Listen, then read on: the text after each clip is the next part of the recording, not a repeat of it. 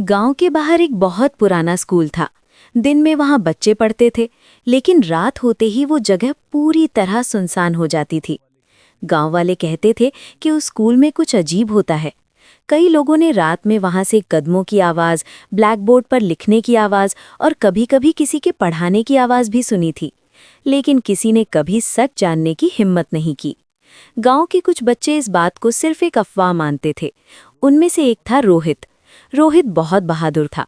उसे भूत प्रेत जैसी बातों पर बिल्कुल विश्वास नहीं था। एक दिन शाम को वो अपने दोस्तों के साथ स्कूल के मैदान में खेल रहा था। तभी उसके दोस्त अमन ने कहा, क्या तुम्हें पता है, इस स्कूल में एक टीचर का भूत घूमता है। रोहित हंसने लगा।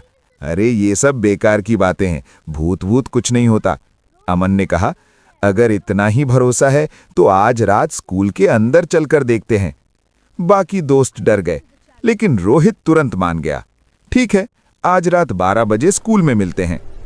आधी रात का स्कूल। उस रात गांव पूरी तरह शांत था। सिर्फ कुत्तों के भौंकने की आवाज और हवा की सरसराहट सुनाई दे रही थी। रोहित और अमन टॉर्च लेकर धीरे धीरे स्कूल की तरफ बढ़ रहे थे। स्कूल का बड़ा लोहे का गेट आधा टूटा हुआ था। जब उन्होंने उसे धक्का दिया तो क्री की एक डरावनी आवाज आई। दोनों के दिल की धड़कन तेज हो गई। अंदर पूरा स्कूल अंधेरे में डूबा हुआ था। दीवारों पर पुरानी पेंट उखड़ी हुई थी और खिड़कियां हवा से हिल रही थी। रोहित ने हिम्मत दिखाते हुए कहा, देखा, यहाँ कुछ भी नहीं है। लेकिन तभी टप टप टप किसी के कदमों की आवाज सुनाई दी। दोनों एकदम रुक गए। तुमने सुना? अमन ने धीरे से पूछा। रोहित ने टॉर्च आगे घुमाई, लेकिन सामने कोई नहीं था। क्लासरूम के अंदर आवाज धीरे धीरे एक क्लासरूम की तरफ से आ रही थी। दोनों डरते डरते उस कमरे के पास पहुंचे। दरवाजा आधा खुला हुआ था। जैसे ही उन्होंने दरवाजा खोला, अंदर का दृश्य देखकर दोनों सन्न रह गए। ब्लैक बोर्ड पर चौक अपने आप चल रही थी और बोर्ड पर लिखा जा रहा था, क्लास शुरू हो चुकी है। अमन की टॉर्च हाथ से गिर गई। रोहित, यहाँ से चलो, वो कांपते हुए बोला। लेकिन तभी कमरे का दरवाजा जोर से बंद हो गया। धड़ाम। अब दोनों अंदर फंस चुके थे। अचानक कमरे के कोने में अंधेरे से एक आकृति दिखाई देने लगी। धीरे धीरे वो साफ दिखने लगी। वो एक पुराना स्कूल टीचर था। उसके कपड़े फटे हुए थे, आंखें पूरी सफेद थीं और हाथ में एक पुरानी लकड़ी की छड़ी थी। वो धीरे धीरे ब्लैक बोर्ड के पास आया। फिर उसने गहरी आवाज में कहा, क्लास में देर से आने वालों को सजा मिलती है। रोहित और अमन का शरीर डर से जम गया।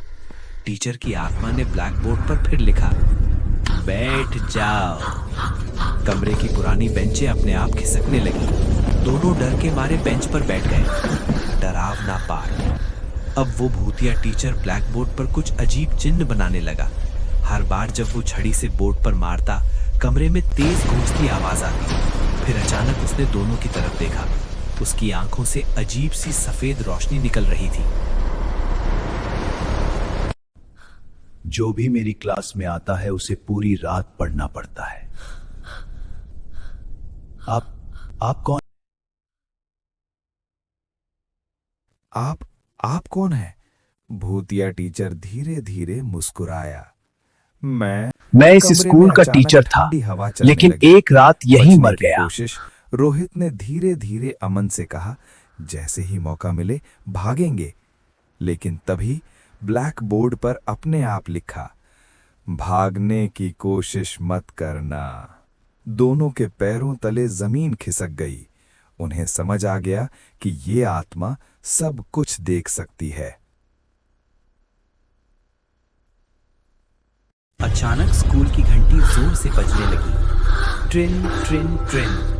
टीचर की आत्मा ने कहा, क्लास खत्म। दरवाजा धीरे धीरे खुल गया।